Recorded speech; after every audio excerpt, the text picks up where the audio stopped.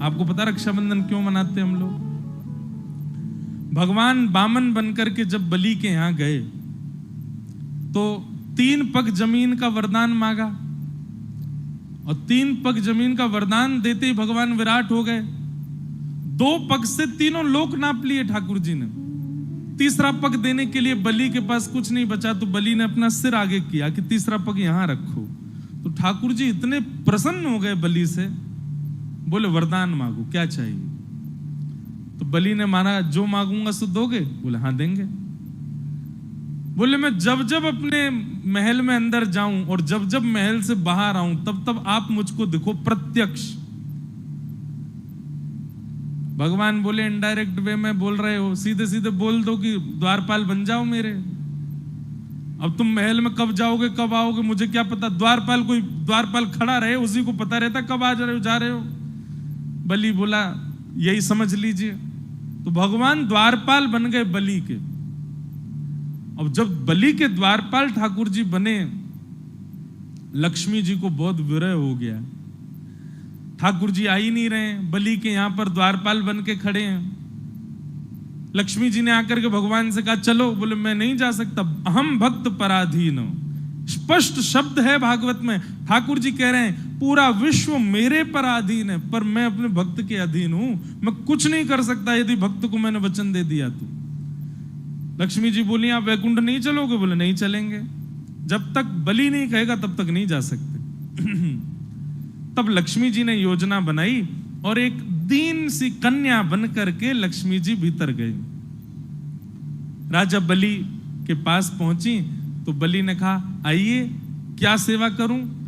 तब लक्ष्मी जी बोली कि मेरे कोई भाई नहीं है और मैंने जब से आपको देखा है तब से आपको ही अपना भाई स्वरूप माना है।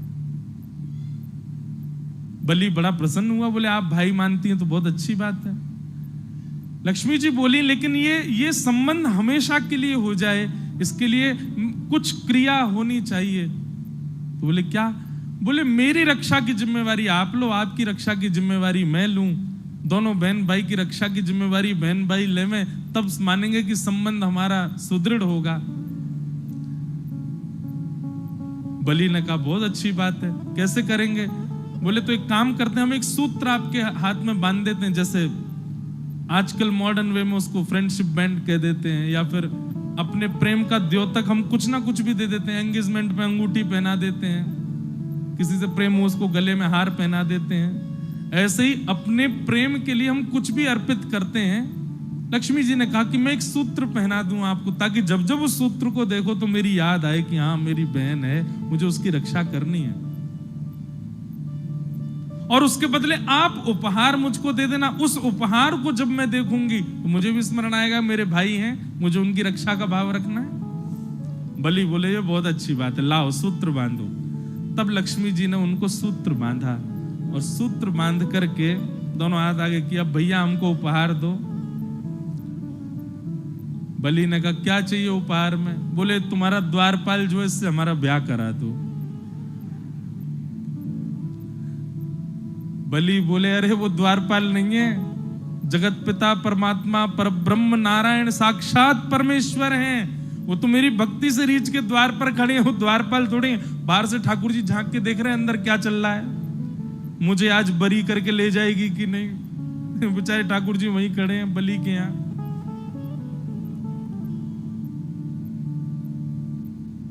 लक्ष्मी जी बोली भैया अब वही मांगा है तो वही चाहिए मुझे, आप मेरा ब्याह। अरे संभव ही नहीं है, उनका ब्याह केवल पराम्बा जगदम्बा लक्ष्मी से होता है, वो और किसी का वर्ण नहीं करते। ये कहते ही वो कन्या लक्ष्मी के रूप में प्रकट हो गई। बोले मैं लक्ष्मी ही हूं, आपने लक्ष्मी के हाथों से सूत्र धारण करवाया है, मैं आपकी सदा के लिए बहन हो गई हूं, अब कृपा करके मेरे प्राणनाथ को मुझे वापस करके भेज दो। तब बलि ने कहा ऐसे नहीं दूंगा, आप विवाह मांगा है तो फिर मेरे ही भवन में आपका विवाह होगा, मेरे सामने। मैं दुनिया तो कन्यादान करती है, मैं पुरुष दान करके दूंगा, तब ले जाना। ऐसा भाव बताते विनोद में। तो फिर ठाकुर जी का विवाह हुआ, और जिस प्रकार कन्यादान होता है ऐसे ठाकुर जी का दान किया बलि ने। लक्ष्मी जी को ले जाओ। तब से ये प्रथा है कि श्रावणी के दिन ये हम लोग रक्षा सूत्र अपनी बहन से बंधवाते हैं और उसी को रक्षाबंधन का, उस दिन भैया वो साक्षात लक्ष्मी है, उनको प्रणाम करो, उनको वंदन, सब भाई लोग ध्यान से सुनो, उनको प्रणाम करो, वंदन करो, चरण छुओ, छोटी बड़ी जो भी है। और सुनिए, पैर एक हाथ से नहीं छूने चाहिए, दोनों हाथ से छुओ, और हो सके तो सर रख के प्रणाम करो, लक्ष्मी स्वरूप मानो। बंधुओं, ये आजकल जो भारत में हो रहा है ना, ये इसीलिए हो रहा है क्योंकि हम अपनी बहनों का ही सम्मान नहीं कर पा रहे हैं, तो बाहर की कन्याओं का कैसे करेंगे? नित्य अपनी माता जी का, नित्य अपनी बहन जी का आशीर्वाद लो, उनके आशीर्वाद से कम पौरुष तो प्राप्त होगा हमको, कम से कम ये सम्मान करना तो सीखेंगे हम। इसलिए भैया ये रक्षा सूत्र, रक्षाबंधन का त्योहार खूब प्रेम से आप लोग मनाइएगा, और जो जो माताएं बहनें यहाँ पे कर सकें, जाते जाते जिसको भी भाव लगे, एक एक सूत्र पंडरीनाथ भगवान के चरणों में भी दे जाना। इनसे बढ़िया भैया कौन होगा? बहुत बढ़िया भैया है। इसी नाते से सही आपको बार बार आना भी पड़ेगा, हमारे भाई हैं श्री पंडरीनाथ, और यहाँ तो अवसर है, बाकी मंदिरों में तो आप सूत्र बांध ही नहीं सकते, पर यहाँ सूत्र तो शायद ना बांधने दे, पर सूत्र को उनके पास तक पहुंचा तो दोगे। इनको ही भाई बनाओ। तो हे मोहे नाते अनेक मानिए जो भावे।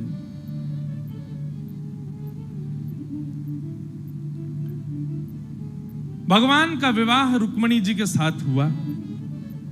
रुक्मणी जी साक्षात लक्ष्मी। लोग कहते हैं राधा रानी से क्यों नहीं हुआ? राधा रानी से विवाह हुआ ठाकुर जी का।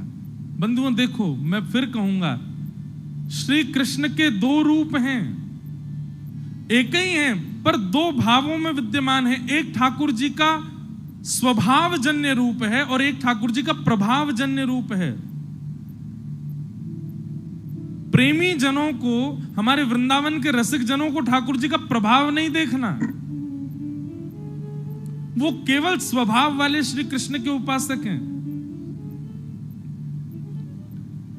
और स्वभाव वाले कृष्ण जो हैं वो प्रेमी कृष्ण हैं, और उन प्रेमी श्री कृष्ण जो नंद नंदन कृष्ण है, यशोदा के लाला, उनका विवाह तो किशोरी जी से ही हुआ है।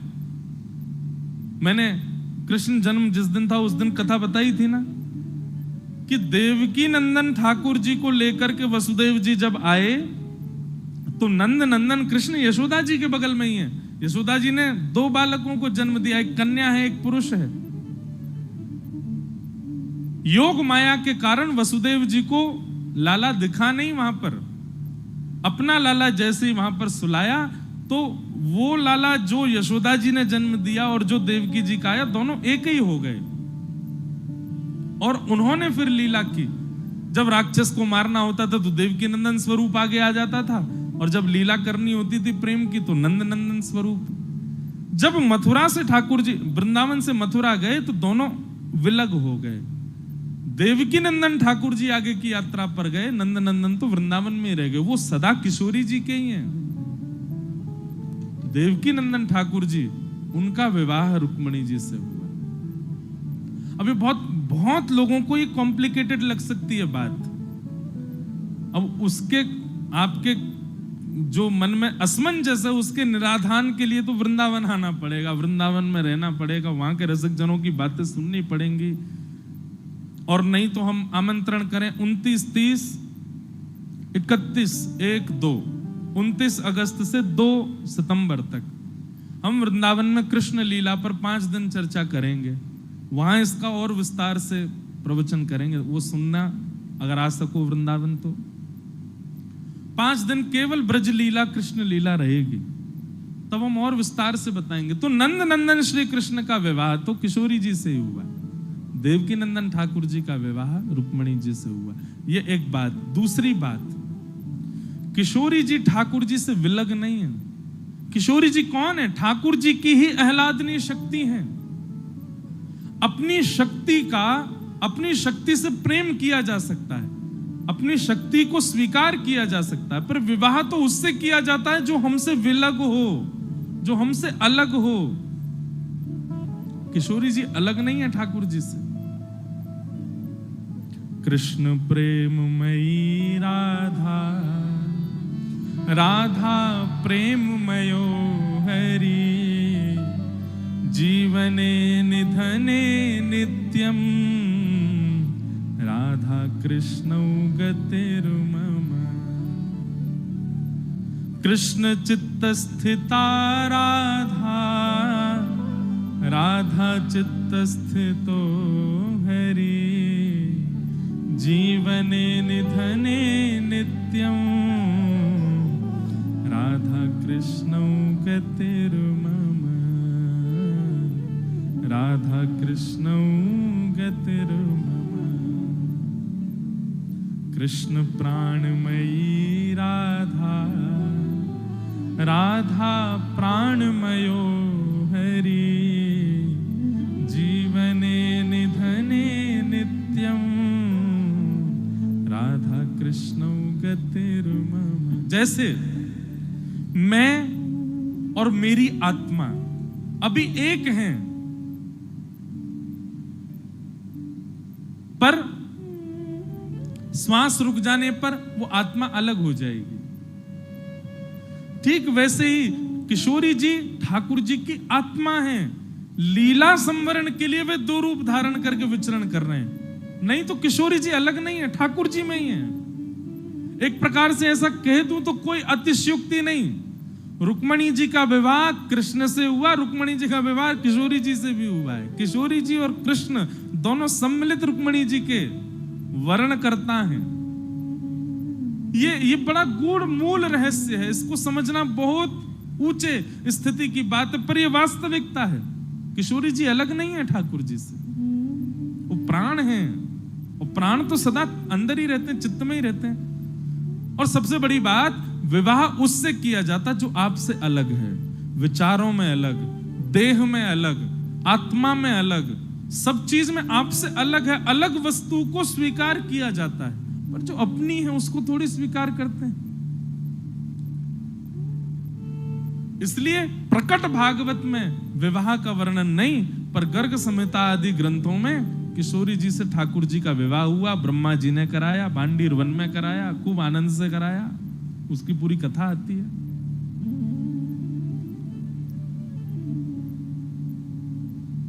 तो भगवान का विवाह रुक्मणी जी के साथ में सुसंपन्न हुआ। भगवान का दूसरा विवाह जामवती के साथ में हुआ। एक सत्राजित नाम का यादव रहता था द्वारिका में, उसके पास एक मणि थी, उसका नाम था सत्राजित मणि, सिमंतक मणि। सिमंतक मणि की योग्यता थी कि वो हजारों किलो सोना, उसकी 6-7 घंटे पूजा करो तो हजारों किलो सोना आता था उस मणि की कृपा से घर में पर दिन। भगवान को जब ये बात पता चली तो भगवान बोले, अकेला आदमी इतने सोने का क्या करेगा? तो भगवान ने जाकर के एक प्रस्ताव रखा, सत्राजित से कहा, मणि तुम द्वारिका के कार्यालय में दे दो, इससे जितना भी धन होगा उससे हम द्वारिका के लोगों का कर क्षमा कर देंगे, टैक्स फ्री कर देंगे द्वारिका को। द्वारिका में फिर जो कुछ भी होगा उसी धन से होगा। और रही बात तुम्हारी मणि है तो तुम जितना कहोगे हम तुमको उतना दे दिया करेंगे। भगवान की बात भी सही थी, लेकिन सत्राजित बोला कि नहीं, मेरी मणि है, जितना धन आएगा सब मेरा है, मैं किसी को नहीं दूंगा। भगवान बोले, एक बार ही आग्रह करना चाहिए, चाहे भाई से करो, चाहे मित्र से करो, चाहे बच्चों से करो, चाहे पत्नी से करो, आग्रह केवल एक बार करो, 2 बार नहीं। भगवान ने एक बार आग्रह किया, सत्राजित ने नहीं मानी बात, ठाकुर जी चले गए। लेकिन वही बात है, कई बार समय ऐसा हो जाता है कि आपने कोई गड़बड़ी नहीं करी, लेकिन फिर भी समय की वजह से सारा आरोप आपके ऊपर आ जाता है। बहुत ध्यान से सुनिएगा, आज की जो कथा है ना, ये हम सब गृहस्थियों के जीवन के लिए कथा बता रहे हैं ठाकुर जी। अब ठाकुर जी ने क्या किया, मणि मांगी, मणि उसने नहीं दी। 3 दिन बाद सत्राजित का छोटा भाई प्रसेन, वो मणि पहन करके कहीं गया, सबको दिखाता हुआ जा रहा था। वन में जैसे गया, शेर ने मार करके उसकी मणि अपने पास रख ली। शेर को एक भालू ने मार दिया, भालू मणि लेकर के चला गया। 5 दिन तक प्रसेन लौट करके नहीं आया, तो सत्राजित ने भगवान पर आरोप लगा दिया कि ये मणि मांगने आए थे, मैंने देने से मना कर दिया, तो मेरे भाई को इन्होंने बंदी बना करके मणि चुरा ली। और आश्चर्य की बात यह नहीं कि सत्राजित ने भगवान पर आरोप लगाया, आश्चर्य की बात यह थी कि द्वारिका के लोगों ने मान भी लिया कि हां भगवान ने चुराई है। भगवान जब निकले रथ से तो सब लोग जय जयकार तो कर रहे हैं, पर मनी मन सब सोच रहे हैं, बताओ पर ब्रह्म होते हुए भी लोभ खत्म नहीं हुआ इनका, है मणि छुपा के रख लिए प्रसेन की। जबरदस्ती ठाकुर जी के ऊपर आरोप लग गया। भगवान हम आप सबको ये बात बताते हैं, हम सबके जीवन में ये दिन आएगा ही आएगा। आ चुका है तो अच्छी बात है, नहीं आया है तो तैयार रहना, आएगा। आप कुछ गलत नहीं करोगे फिर भी सारी गलती आपकी मानी जाएगी। सारे जितने भी योजना आप बनाओगे उन योजनाओं से गलत आप ही ठहराए जाओगे, ऐसा निश्चित होगा, एक ना एक बार तो होगा। और ये क्यों होगा? ठाकुर जी उस समय आपकी आंख खुलवाएंगे, देख लो भाई कौन कौन तुम्हारे, कोई भी नहीं, सभी तुम्हारे विरोधी हो जाएंगे। भगवान बोले द्वारिका के लोगों को बसाया मैंने, द्वारिका के लोगों को खिलाता मैं हूं, द्वारिका के लोगों की रोजी रोटी मेरे से है, द्वारिका में जितने लोग रहते हैं इनका घर मैंने बनवा के दिया, इन लोगों को जरासंध के युद्ध से बचा करके मैं द्वारिका लेकर के आया। और आज एक व्यक्ति की गलत बात सुनकर के इन्होंने यह भी विचार नहीं किया कि नहीं एक बार पूछ तो लें कि भगवान ने ऐसा किया है कि नहीं, बिना पूछे आक्षेप लगा दिया। यह है संसार, यहां भगवान को नहीं छोड़ा गया तो हम तो इंसान हैं, कैसे बच जाओगे आप?